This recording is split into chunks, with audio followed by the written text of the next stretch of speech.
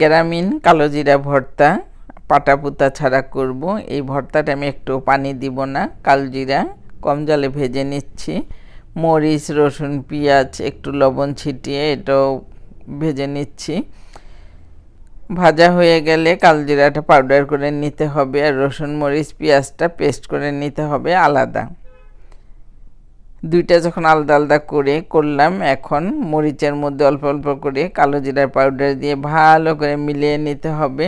দেখতেই পাচ্ছেন একদম পাটাপুতার মতো ভর্তাটা হয়েছে, একদম পারফেক্ট মজা। গ্রামীণ কালো জিরা ভর্তা পাটাপুতা ছাড়া করব। এই ভর্তাটা আমি একটু পানি দিব না, কালজিরা কম জলে ভেজে নিচ্ছি। মরিচ, রসুন, পেঁয়াজ একটু লবণ ছিটিয়ে এটাও ভেজে নিচ্ছি।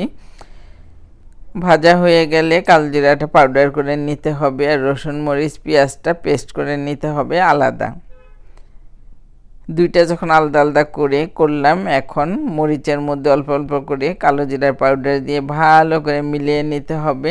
দেখতেই পাচ্ছেন একদম পাটাপুতার মতো ভর্তাটা হয়েছে, একদম পারফেক্ট মজা।